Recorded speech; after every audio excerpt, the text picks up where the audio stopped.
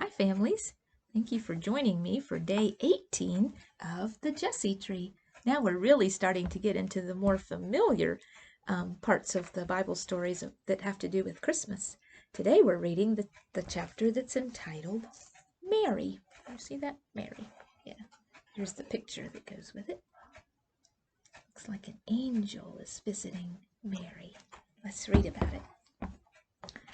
I can see it all in my head, said Mr. Butterfield suddenly. I have to work while I can picture it. As he worked, Mr. Butterfield went on with the story, even though no one had asked him to. Mary was a good girl. Everyone said so. In fact, people probably never spoke about her at all, because gossips are only interested in people's faults and mistakes, and Mary did nothing wrong. She was promised in marriage to the local carpenter, Joseph. The idea pleased her, because it pleased everyone else, and happiness made Mary happy. It was a warm day, a low sun. The olive trees wore capes of light. The herbs between her fingers gave off a dizzying fragrance.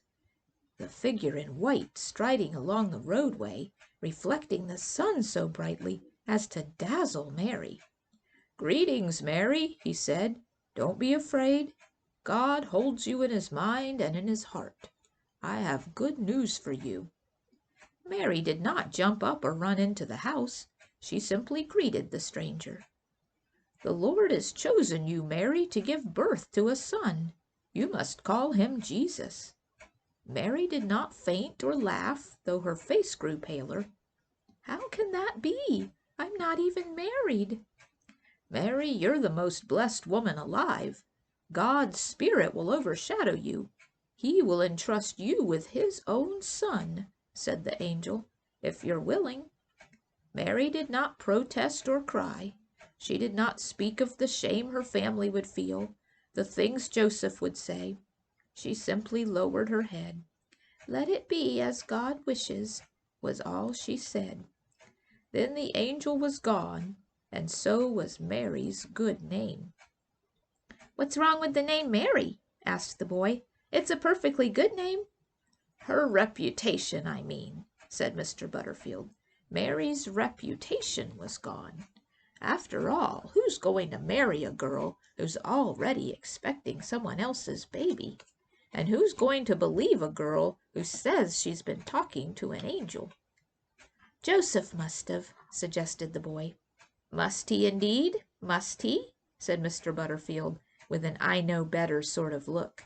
"If you think that, you're quite mistaken."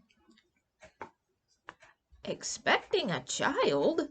Joseph was appalled.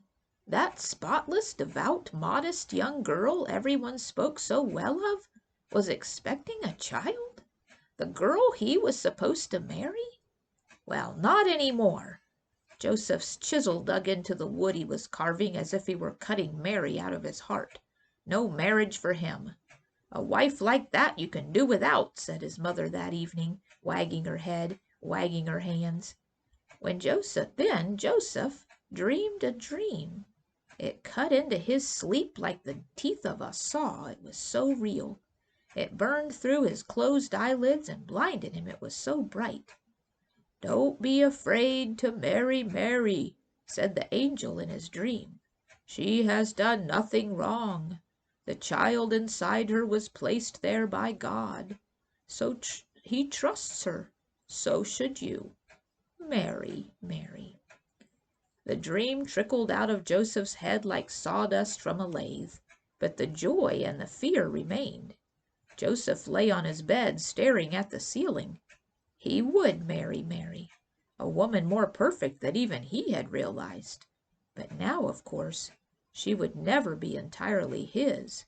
First and foremost, she and the child inside her belonged to God. And what a responsibility to raise and clothe and feed and educate the Son of God! A tall order for a simple village carpenter. Joseph was late opening his workshop the next morning. "So he was a carpenter just like you," said the boy. "Oh, no, lad," said Mr. Butterfield with a sad little smile. "Nothing like me. For one thing, he had a son to look after, didn't he?" Hmm. The kind of makes the carpenter, the woodworker, sad. Hmm.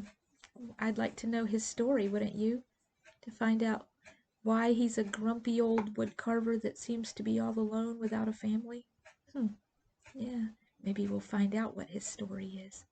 Join us next time for the Jessie Tree. Bye bye.